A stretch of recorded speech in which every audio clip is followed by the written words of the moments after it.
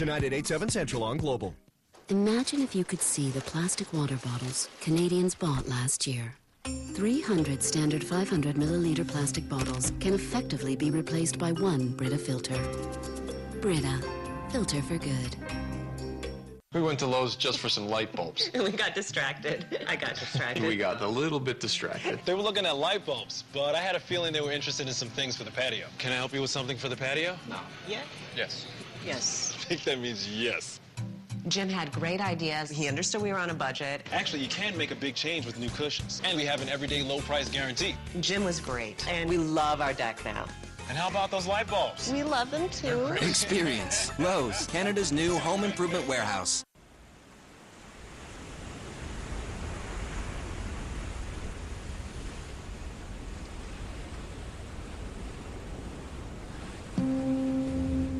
Even the healthiest lifestyle starts somewhere. Where will your first step take you? Fiber One Raisin Clusters taste great. Is made with whole grain and has 44% of your daily fiber. A perfect combination that makes Fiber One step one.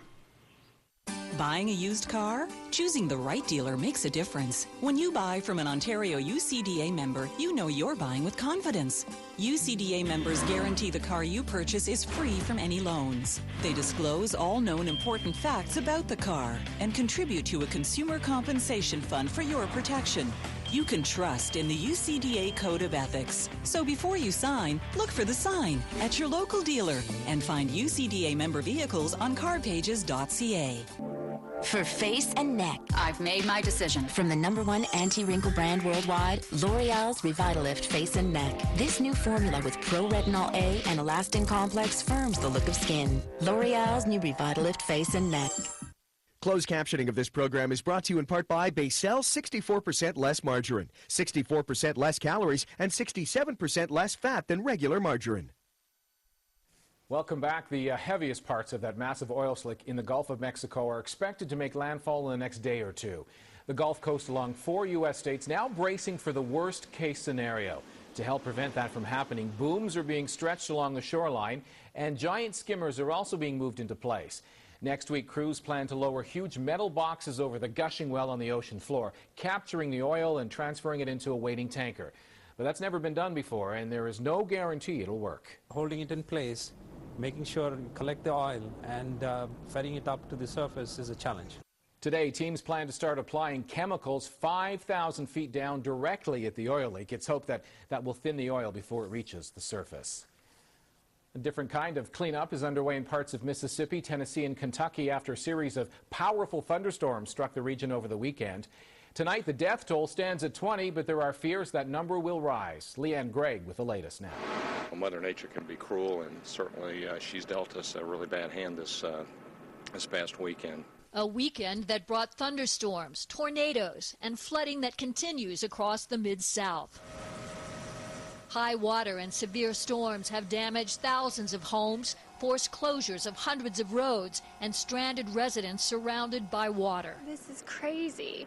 I've lived here my entire life and never seen anything like it. In Tennessee, the Cumberland River crested today at record levels. The relentless line of storms dumped more than 13 inches of rain in 2 days, forcing evacuations in Nashville, including parts of downtown. The famed Opryland Hotel is among the buildings damaged by flooding, with up to 6 feet of standing water inside the building. LP Field, home of the NFL's Tennessee Titans, is also underwater. A lot of rain, 2 days worth. Security video shows dramatic moments when a portable school classroom washed away.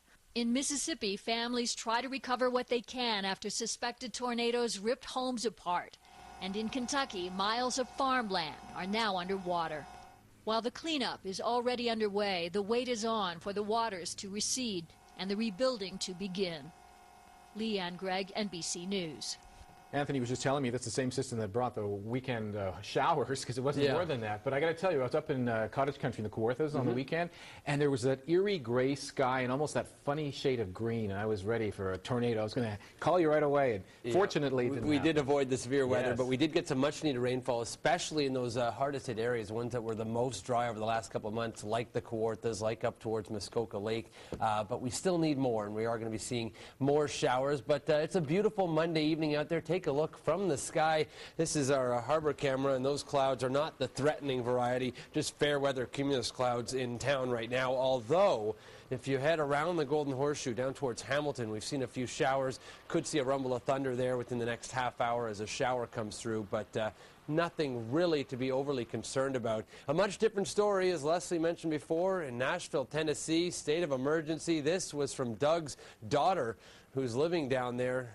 Luckily, that's not her car, but the rain continued all weekend long. They're going to begin to dry out now that that system's moved east. And Mark from Ottawa saying that the Tulip Festival is about to get going, yet there may be no tulips for it. Everything's about 3 to maybe even 5 weeks ahead of schedule, and these tulips are the last of a dying breed, as they came a little bit early this year. 17 degrees by noon on Tuesday. If we're going to get any rain, and it's not even a certainty, it's going to occur late tonight into the very early morning hours. So by around 9 or 10 a.m., the chance of showers will greatly diminish, and we're expecting partly cloudy skies during the afternoon. A westerly wind at 30 and a temperature which, although cooler than today, will still actually be quite a bit above normal. It's much different story back towards the west coast. Another one of those strong winter-like storms coming into Alberta. They're expecting about 5 centimeters of snow, wind gusts to 100 kilometers per hour. And we're going to watch this system because our weather pattern right now has each low coming across the country in about 3 days' time. So very fast-moving jet stream. That means we're in a transition pattern, cool, warm, sunny, rain, for pretty much the entire week. 23 right now in Toronto, Montreal. There's the cool air back towards the western half of Canada. We're sitting at 24 right now in New York City, 23 a common temperature, Kingston and Ottawa as well. So clear skies for most places. There are a couple of showers, as I mentioned, just outside of Hamilton. St. Catharines had a rumble of thunder earlier this afternoon. It's this line right here that we're watching closely because it could bring some more much-needed rainfall as it pushes towards the GTA early Tuesday morning. And this front really doesn't have a lot of oomph. It doesn't have a lot of moisture to work with either, and that's why the chance of showers will be greatest across eastern Ontario, but not a big rainmaker at all. Wednesday, we're going to see another front come through. It's a very quick moving pattern. This system has the potential to bring more rain, but more importantly, the risk of some stronger storms, and we'll keep you updated, have a much better idea on who will see those strong storms coming up tomorrow evening. For tonight, 12 degrees in Toronto, risk of showers and storms increasing well after midnight, and that chance will diminish again early tomorrow, although eastern Ontario could be under the clouds and showers a little bit longer. For the GTA, 15 in Barrie, 19 in St. Catharines. Morning showers after that. You can toss away the umbrella, and you'll need it again Wednesday evening, so don't toss it too far. For 24 degrees, and then cooling down to 18 on Thursday. It does look like a cool weekend coming up. 10 and 12 degrees to Susan's displeasure. Offset, eyeing us. We'll work on it for Susan's. After all, it could change in a couple of days, as you've told me. Thank you very much, sir. All right. Speaking of Susan Hay, some food, water, and the occasional scratch behind the ear. Actually, that's all a dog needs to be your best friend, of course. And some special kids and their families are finding that out thanks to an organization that promotes four-legged friendships. Now, here's Susan Hay with Making a Difference. Ready, Ruby? Go get it! Alex and Ruby are best friends. Good girl! Ruby comes from Autism Dog Services, a nonprofit organization committed to helping children with autism and their families through companionship. Since Ruby has come along, what changes have you noticed in Alex? Oh, major changes. Alex never slept through the night. I had to sleep with him. He had to touch me. And within 2 days of getting Ruby, he was sleeping through the night with his arm on Ruby. less aggression, no aggression actually, no biting, no kicking. Come on in. Hi, sweet girl. Since 2007, this organization not only provides children with autism and their families with a service dog, they also provide highly personalized support as part of the program. Once I do find the right dog, it's about training at the home, meeting the family's busy schedule, and then once they have the training, it's just the upkeep. Ruby, stay. Good. Girl. The dogs are unique in that they are trained within the homes of foster families rather than in traditional training facilities, allowing these dogs to quickly adapt to new families and settings. How long have you had Ruby? For about 3